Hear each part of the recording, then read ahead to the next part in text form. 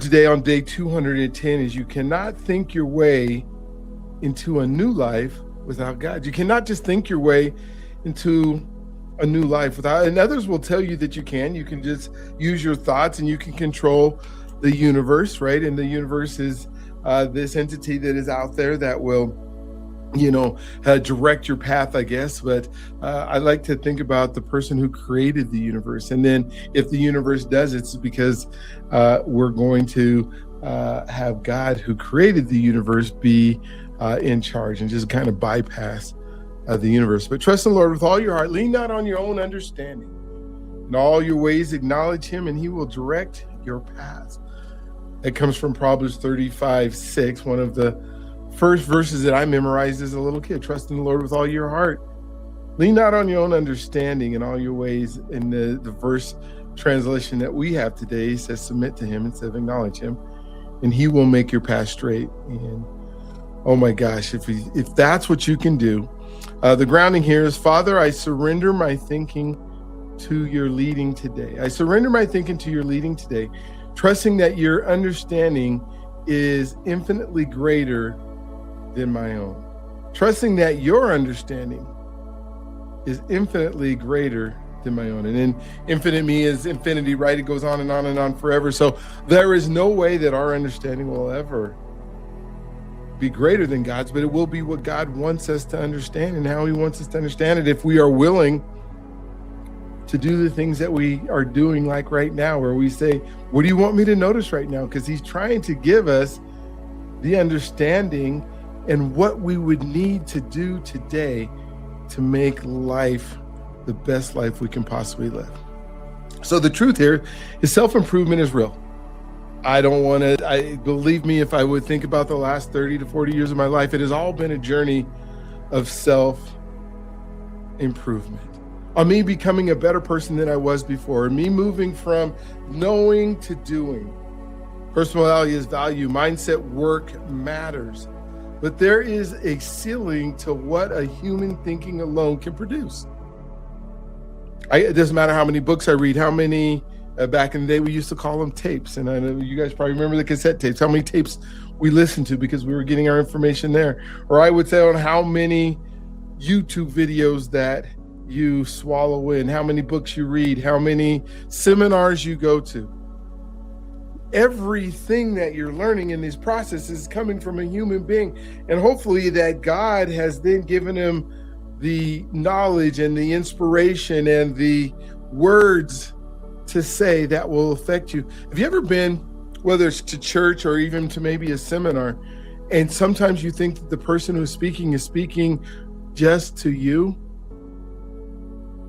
And you're hearing it in a way that is affecting you and the things that you've been thinking about. Yesterday, I talked a little bit about the last 3 or 4 weeks of my life, where the things that I've been thinking about, the things that I've been dwelling on, the things that I've been asking God to show me have been the videos and the books and the things that I've read that have been exactly what I asked for. Actually, the thoughts that were in my mind that God's been giving me, and all of a sudden, that speaker, that minister, that pastor, that friend.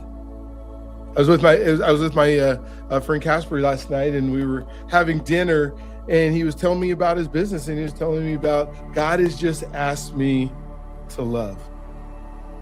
And I had just been talking to my wife in the car about how do we create more love in our lives. And it's just so amazing that after we get to dinner, within 45 minutes of us talking, the subject that we had just been talking about is the subject that God would reinforce for me. So when that ceiling is reached, the moment you encounter a problem, a pain, a purpose that is bigger than your own mind, that you're even capable of solving, you can't think your way into the life God designed for you without him. His ways are higher than our ways. His thoughts are higher than our thoughts. His plans that he has for your life, Jeremiah, right? His plans that he has for your life were conceived in the mind infinitely greater than the one that you're working with. The most powerful upgrade your mind will ever receive is not a better strategy or a stronger discipline. It is a deeper surrender to the one who knows what your mind cannot. I don't know if you've ever seen a child play, and I kind of hearken and look in this because I want to make it as simple, because we are way more complicated than, the Barbies that my granddaughter plays with. But it's so fun to see, if there's a house and she's got these characters and she's moving around and she's telling them, this is what you're going to do today. This is how you're going to do it today. And then she sets them down and says, go do it. I guess she assumes that while she's gone or while she's eating breakfast or while she's with us, they're having conversations and they're playing and they're rightfully doing so. But she comes back and then she inputs a little bit more into their life and directs their path into a way that they should go that day. And I know that sounds so simplistic, but what if we ask God, hey, I'm looking, you are the master, I am the puppet. Please just go ahead and direct my life. And the joy that I get to perceive from when we can do that. The most powerful upgrade in your mind you will ever receive is a not better strategy or a stronger discipline. It's a deeper surrender to the one who knows what your mind cannot. The highly intelligent, deeply disciplined leader has spent years optimizing their life through strategy systems and sheer mental effort.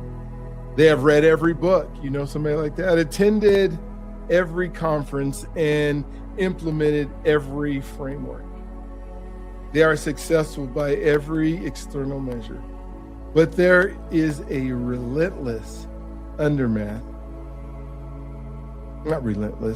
restlessness underneath it all. I can't even read some of the words right, but there is a restlessness underneath of it all, a sense of something is still missing. And it's hard for me sometimes to identify with a person like this, because I don't believe God's given me that power to be this, super intelligent, person who thinks through some of these things. What does it say in here? A highly intelligent, deeply disciplined leader.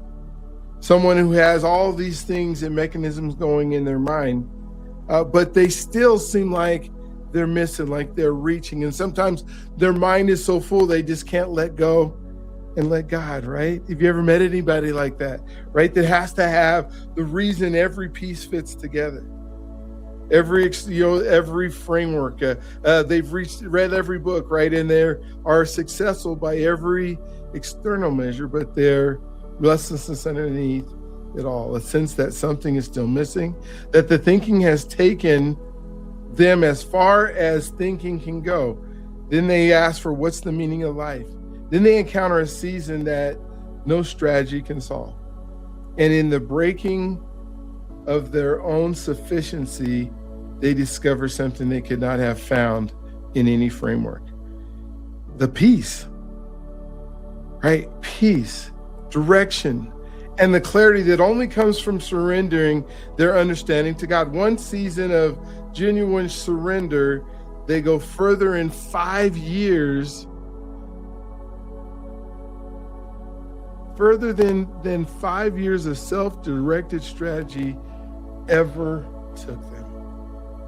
When you start understanding that this life is so ordered in so many ways. I think Michelangelo said, I can look at my hand and just one time see that there has to be a God. There's no way that this could be put together by chance. I used to believe that if I thought hard enough about a problem, I could solve it. If I just planned well enough, I could control the outcome. If I just worked smart enough, I could build anything. If I just optimized enough, I could design the life I wanted. And for a while, I worked up to some of those points where I was planning enough and I could kind of control my day. I worked smart enough that I could go ahead and build anything, or I could look it up on YouTube and figure out how to build anything. If I just did enough organization, I could design the life that I wanted. And for a while, it worked, right? I could do some of that on my own. But the truth is, there always came a moment in every significant season of growth where my own thinking hit a wall. I don't know how to do this. Where's where the strategy this strategy isn't working. These people aren't doing what I asked them to do. And I work in a world that is around people and what people need to do, and where you influence folks and you show them different paths and ways, but you can't make or control anybody. You know, you can do that with your kids when they're 6 or 7 or 8 years old, right? You can tell them, get up, go do this and do this. But when your kids are 13, 14, and 15, there is no more conversation that says, you do what I ask you to do when I ask you to do it. And they say, why? And you say, because I said so. Them days were long gone by the time they get there. You know, and so I needed something I could not actually manufacture myself. Every single time that happened, a breakthrough came, not from me thinking harder, but surrendering deeper, from praying longer, from sitting still with clarity and just saying, what do you want me to notice? Because I'm not seeing it. And every single time I generally prayed that prayer, the path straightened the way away my thinking never could have even thought about engineering. Somebody comes into my life. Somebody speaks into me. What about this? Surrender is not the absence of thinking. It is thinking submitted to the one who knows more than you do. I love to talk about what's happening in our mind. And so research in cognitive science shows that the human brain, despite its remarkable complexity, operates with significant limitations. We are subject to cognitive biases. We've talked about that several times. Emotional interference, limited information and processing, and the constraints of our own experience. Have you ever I thought about that a lot lately, where my experiences, I can only be as good as the experiences I have. And until I had other people's experience, until I had other people's story. It's been through the podcast that I've been doing the last 3 years that have told me that these stories are incredible. They are life-changing for me to listen to somebody else's story, because I feel like now I've lived some of their experiences through their eyes, but I can make inferences, I can make decisions, I can make my life better as a result of the experiences that they have, their perspectives. Studies on decision-making show that even the most intelligent, most disciplined thinkers make significant errors when operating purely from their own framework without external input, correction, or wisdom. Proverbs 3, 5, and 6 is not an anti-intellectual. It is the wisest possible response. Trust in the Lord with all your heart. Lean not on your own understanding. In all your ways, acknowledge him, and he will direct your paths. Right, is the wisest possible response to the document limitations of human cognition. Submitting your own understanding to God is not a weakness. It is the most intellectual thing a human can actually do. So our heart connection here is surrender not to the obedience of thinking. It is thinking submitted to the one who knows infinitely more than you do. Where have you been leaning on your own understanding in a situation that actually requires God's wisdom? Today in the practice, I want you to identify an area of your life where you have been relying primarily on your own thinking, strategy, or effort, and write a specific prayer of surrender over that area. Oh my gosh, God, I don't know what I'm doing today. Please direct my path today. Oh my gosh, I think I'm a little bit over my head today. Either bring me somebody that can help me get through this, or give me the steps to be able to do it. Releasing your path, your timeline, and your desired outcome to God. Then listen, journal what comes, and take that next help he shows you rather than the next step your strategy produces. Short prayer. Father, I confess that I have been leaning on my own understanding more than I have been leaning on you. Today I surrender to my thinking, my planning, and my strategies to you. Your wisdom, make the path straight. Lead me where my own mind cannot take me. I trust you more than I trust my own best thinking. We say that, amen. So the blessing today is, may you surrender your best thinking to God's perfect wisdom today, and may the path he makes straight take you further than you have ever been capable of going. Questions today, where have you been trusting your own understanding more than God's wisdom? What do you look like to genuinely surrender to your plans? That the area that area to God today? And how has God's direction taken you further than your own best thinking past? All right. So in the reflection today, I'm going to put this in the chat for you right now. And so go ahead and jump that right here, not yet into the chat, so that you'll have it. So that if you ever do go back to any of these, I'm sure a lot of these will be in the book that comes from this at some day, right? So how are we going to live it? You are smart, you are capable, you are disciplined, and none of that. You are smart, you are capable, you're disciplined, and none of that. You are smart, you're capable, disciplined, and none of that is enough on its own. Not because you are not enough, but because you were never designed to carry it alone. You were designed to think. You were designed then to surrender, to plan, then submit, and then to work, and then trust. Again, you were designed to think and then surrender, to plan and then submit, and then to work and then trust. Lean not on your understanding, all your ways, acknowledge him and submit to him, and watch what God does. Then you can say, this is what God did. With a mind that has finally stopped trying to figure everything out on its own, the path gets straighter when the surrender leads. Start walking that path today. All right. So now let's go into our